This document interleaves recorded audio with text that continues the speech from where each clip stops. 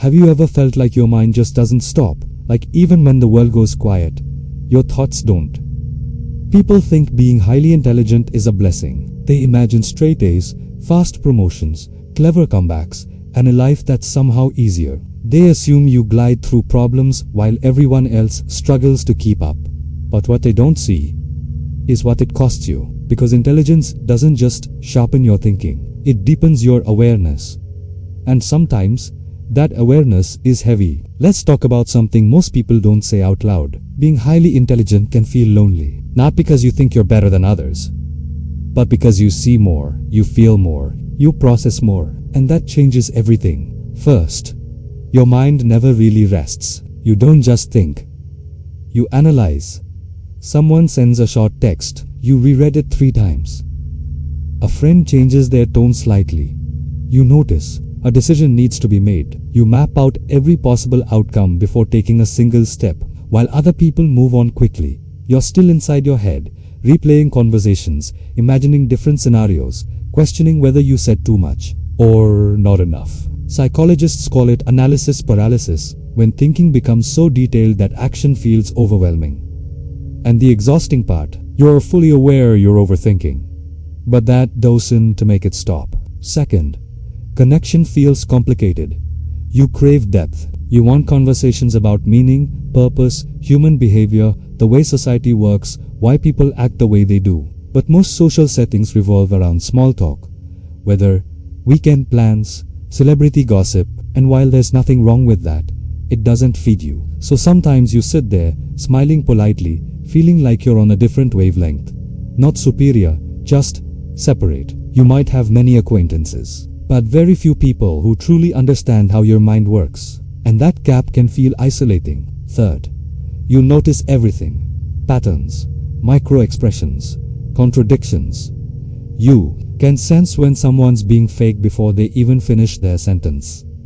You see manipulation in subtle behaviors. You pick up emotional shifts others completely miss. That awareness can protect you. But it also makes it hard to relax. Because once you see behind the curtain, you can't unsee it. Trust becomes more complex. Conversations feel layered. Motives rarely seem simple. And sometimes you wish you could just take things at face value, the way others do. Fourth, expectations follow you everywhere. You're smart. You'll figure it out. You're gifted. You'll be successful. It's easy for you. At first, those words feel like compliments. Over time, they start feeling like pressure, because now failure isn't just a mistake. It's a shock to people's image of you. One wrong move and suddenly it's, I thought you were smarter than that. So you push yourself harder. You double-check everything. You carry the quiet fear of disappointing everyone who believes in your potential. Even when you're doing well, you sometimes feel like you're re-pretending. Like one day, someone will discover you're not as capable as they think. That's imposter syndrome, and highly intelligent people experience it more often than most realize. Fifth, boredom hits differently. Your brain craves stimulation. Routine tasks can feel draining, not because they're difficult, but because they're predictable.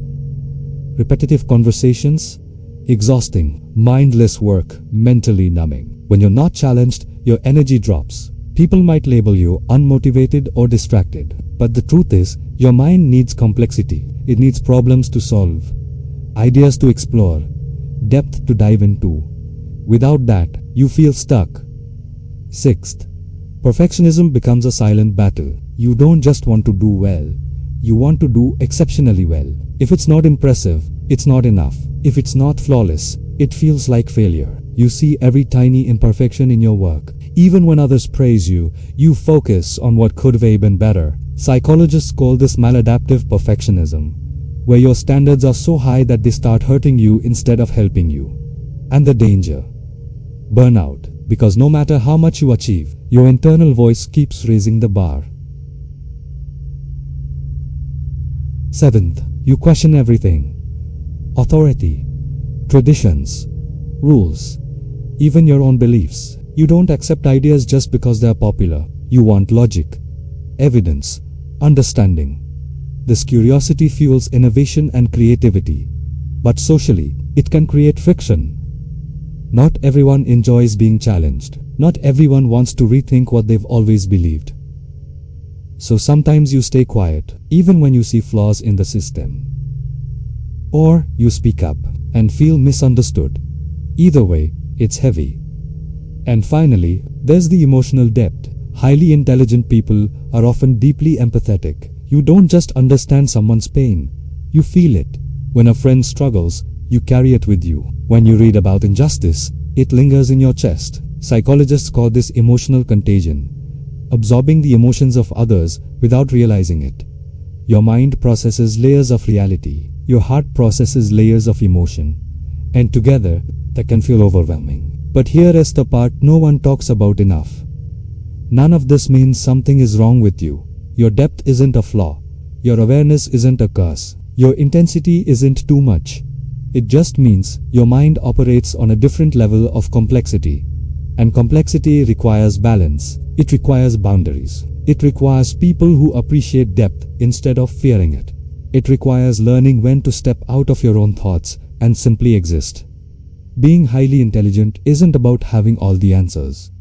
It's about seeing multiple answers at once. It's about recognizing patterns others miss. It's about feeling deeply in a world that often moves superficially. Yes, it can be lonely. Yes, it can be exhausting. But it can also be powerful. Because when intelligence is paired with emotional awareness and self-compassion, it becomes wisdom. So if this feels personal, if you've ever been told you think too much, feel too deeply, question too often, maybe you're not difficult. Maybe you're just operating at a depth that not everyone is ready for. And that's not something to shrink. It's something to learn how to carry with strength. Your mind is not your enemy. It's a rare instrument. You just have to learn how to tune it, instead of letting it play you. And once you do, that same mind, that once overwhelmed you, will become the very thing that builds your future. You're not too much. You just think deeper than most. And the world needs minds like that, as long as you remember to take care of yours first.